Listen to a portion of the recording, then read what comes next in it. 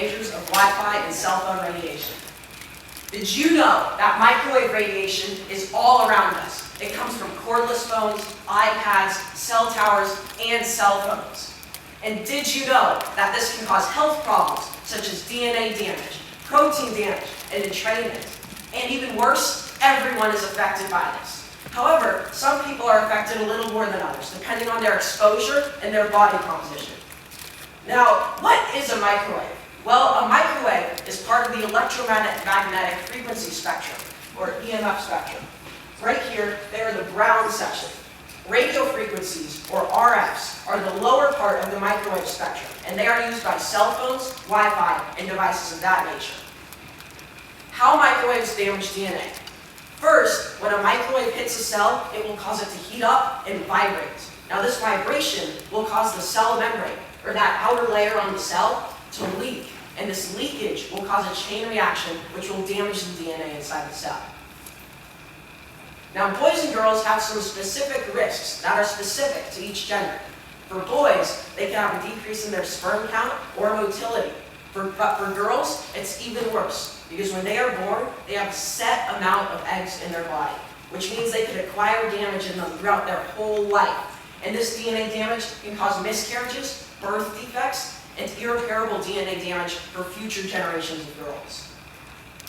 Entrainment is where your natural brain waves are disrupted, so it causes a change in your behavior, such as more irritability or just getting annoyed a lot easier.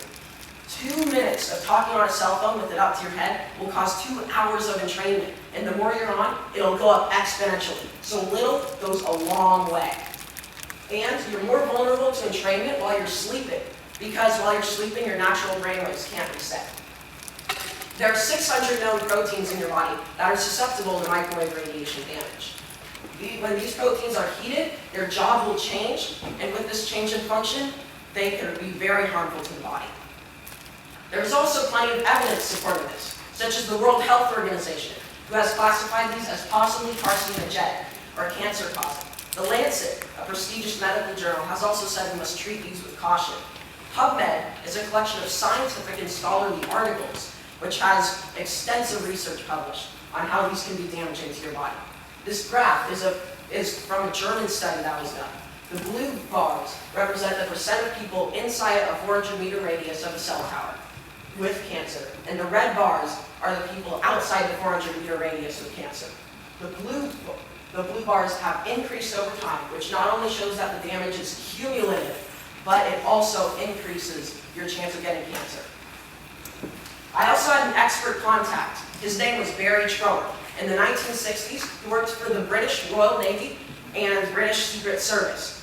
He was in the Stealth Microwave Warfare Department, and his job was to learn about how microwaves can damage the human body. Later, he debriefed spies on what they knew about this and was a scientific advisor, and throughout his life, became one of the most knowledgeable people in the world on this. He has come out of retirement to give lectures around the world on how these can be damaging. Now, the ethic at the heart of this issue is greed. This comment I found demonstrates this perfectly. It says, what? There's a new study saying radiation causes brain tumors, infertility, headaches, nausea, and cancer? Bury it. Business is booming. This means that the industry is willing to sacrifice public health to get that big paycheck. Now there have been some solutions put in as well, such as the French who took out Wi-Fi in all their schools, which cost them 174 million euros. There have also been people who have protested cell tower installation. And then there have also been attempted lawsuits, but unfortunately, the lawsuits didn't work because they're expensive, and the Telecommunications Act of 1996 forbids you to say no to putting up a cell tower under health concerns. Now, when I was researching, I came across a couple interesting things. The first one is that these cell phones are really needed for communication in some places. They're more cost-effective than landlines, and therefore many people choose to get cell phones over landlines, especially in third world countries. I also found a lot of different studies and facts, such as when I was researching DNA, there were many side effects, but I wasn't able to piece them together into a bigger picture. So when I looked for my outside contact, that's what I looked for in that person. I needed somebody who could help me piece all this together into a big picture and give me the whys and hows of all this. I also noticed that the risks of this are not very widely known. So that's what led me to creating a website. I wanted it to reach a broad audience, and I wanted the audience to know how to protect themselves and have plenty of evidence. Now, how can you protect yourself? Well, there are a couple things you can do. First of all, you can turn your phone onto airplane mode when you're not using it, or you can turn it off. You can also try to not keep it in your pocket. You can put up EMF carbon-based paint in your house, and it doesn't even have to be the top layer. You can paint normal paint on top, but it will still absorb radiation.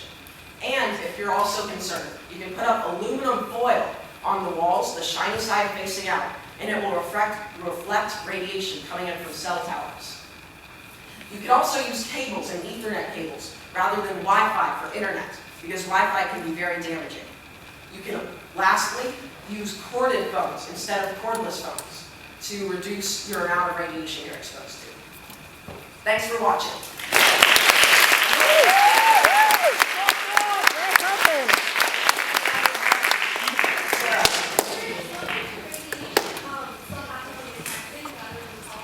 Yep, but texting, if you have to communicate, texting is better because while you're calling, it's sending off radiation the whole time. While texting, it's just one little blast. Paige. I would not put it on your lap. And if you have access to Ethernet, definitely choose that over wireless. Sam. What was the most interesting fact you found out during this process? I was really shocked when I found out that girls can suffer irreparable damage in their ovaries. Mark. Okay, so would it be bad if you put your phone in your pocket? Would that be considered like? Yes, that would be bad. If it is not off, it is still giving off radiation trying to connect to a local cell tower, so it will damage you. Thank you. Well done.